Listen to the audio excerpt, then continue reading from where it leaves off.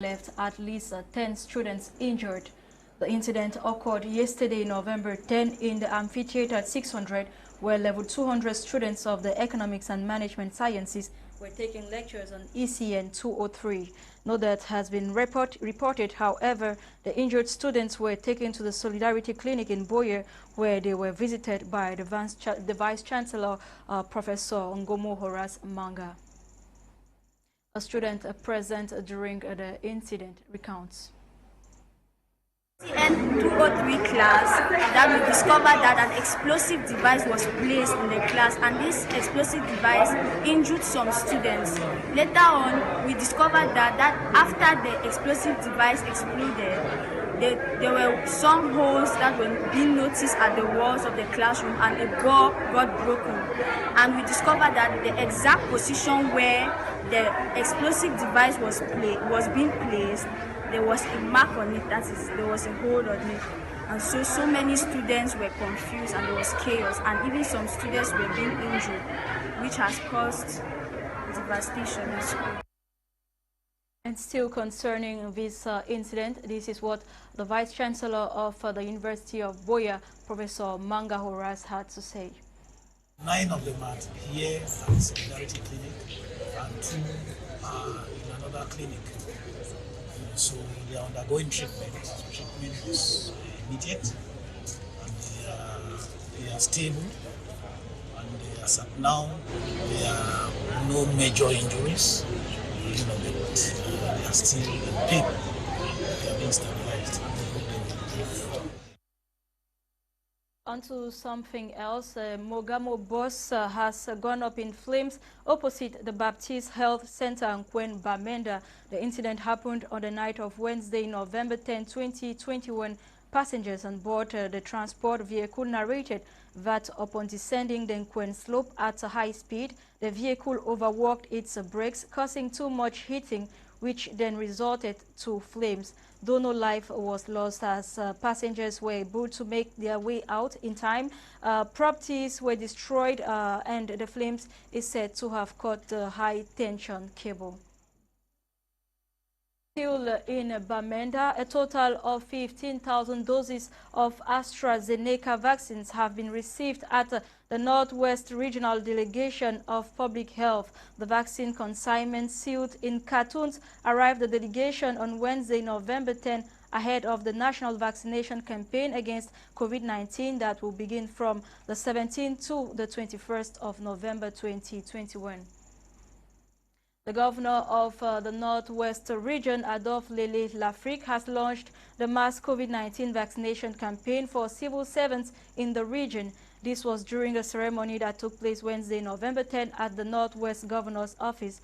Northwest Governor, speaking during the event, urged civil servants in the region to seize the opportunity and get vaccinated in order to help protect themselves, families, and loved ones. The launching witnessed the vaccination of close to 100 civil servants, some with the Johnson & Johnson vaccine, others with AstraZeneca.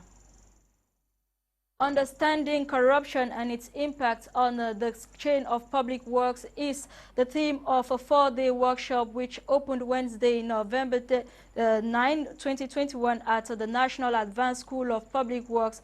The workshop is organized under the chairmanship of the Secretary of State at the Ministry of Public Works in charge of roads, Armand Jojom, an initiative of the Ministry of Public Works implemented with the assistance of the National Anti-Corruption Commission. The Public Works Minister therefore calls for the respect of good governance principles to guarantee sustainable and good quality infrastructure. Onto something else, outgoing Japan's ambassador to Cameroon, Totsumu Osawa, was at the Star Building November 9 to bid farewell. He expressed gratitude and promised to maintain strong ties between the two countries. Noraka Akeba has details. Prime Minister and Head of Government of Cameroon, Chief Dr. Joseph Dion-Gute, granted a farewell audience to Ambassador Sotomo Ottawa on October 9, 2021. The Japanese diplomat who arrived in Yaoundé on October 9, 2018, will be leaving the country early November this year, after having spent 3 years working for the consolidation of bilateral relations between Cameroon and Japan. Considering that the Japanese diplomat is at the end of his diplomatic mission in the country, Sotomo Ottawa paid a visit to the Prime Minister yesterday to say goodbye.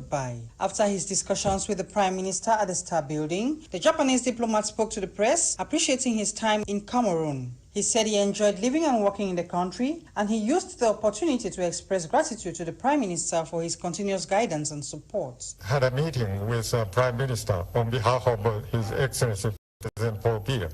I told him that I'm very satisfied with my work and my life in Yaoundé. During the 3 years, our relation developed greatly. The ambassador also disclosed that he signed several agreements with the government to enable the implementation of the presidential plan for the reconstruction and development of the Northwest and Southwest regions. The agreement was for Japan to make available the sum of 1.5 billion for the rehabilitation of water points and health centers in Fako Division. The outgoing diplomat promised that Japan will continue to support Cameroon to improve the living conditions of the people. On his part, the Prime Minister reassured the outgoing diplomat that Cameroon remains committed to ties between the both countries.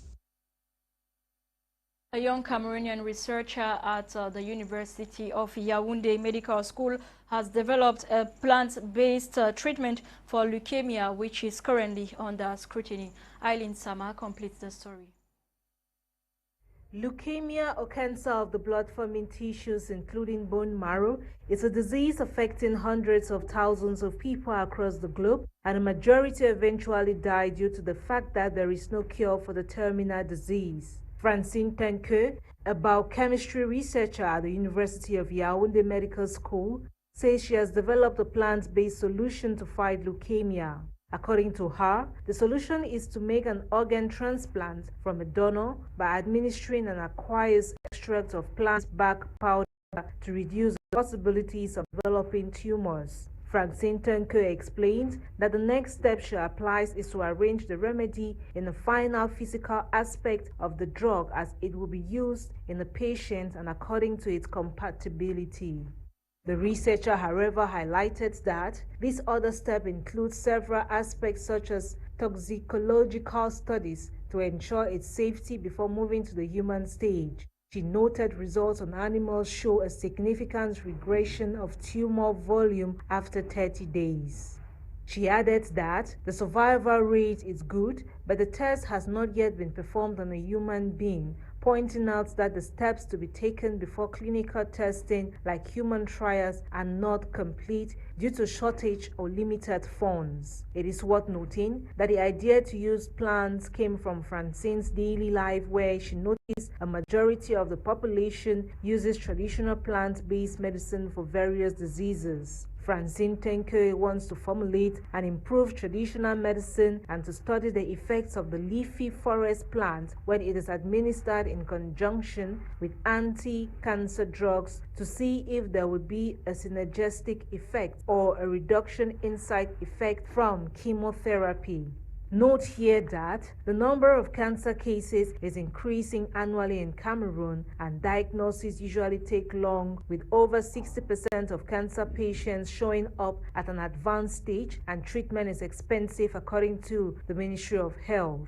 For the record, the young talented biochemistry researcher backed home an award in 2020 for Women in Science in Sub-Saharan African program at L'Oreal Foundation and UNESCO. She views the future of her solution with a lot of optimism, especially given the previous results.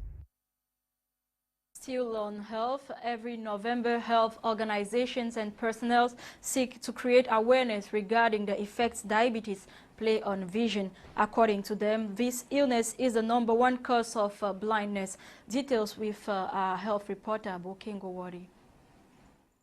Diabetic retinopathy is an eye disease that is most common in persons suffering from type 1 and type 2 diabetes, having 4 stages starting from mild non-proliferative to proliferative. Diabetic retinopathy is a disease that comes as a result of damaged blood vessels in the eye's tissue, especially the back of the eye. Triggered by poor control of blood sugar level, diabetic eye disease is the leading cause of blindness, vision loss in persons of working ages, that is from 20 to 72 worldwide. According to research, many persons suffering from diabetic retinopathy, that's about 95 million diabetic patients worldwide, are unaware of their status, as well as at risk of blindness, as the disease will be left untreated and progress from mild to severe over time. However, acting promptly on persistent symptoms such as poor night vision, impaired colored vision, flutters and flashes, blurred vision, by means of visiting the hospital for checkup, as well as managing blood sugar level, cholesterol levels, blood pressure, and some measures to help prevent the disease. Nonetheless, adding foods and fruits such as spinach, pear, tomatoes, banana, okra, oranges, cabbage, nuts, rice, carrots, oatmeal, peas, lean meat, and more, as advised by health personnel, is essential in combating diabetic retinopathy, as well as reduce the estimated 43 million cases of blindness worldwide. It's a wrap for today's edition, produced by Akeba Desmond. At the technical assistance, we had Mancho Robert. For presentation, I am Audrey Zatsa. Coming up next is In the House with Eileen Sama and her ladies. Bye.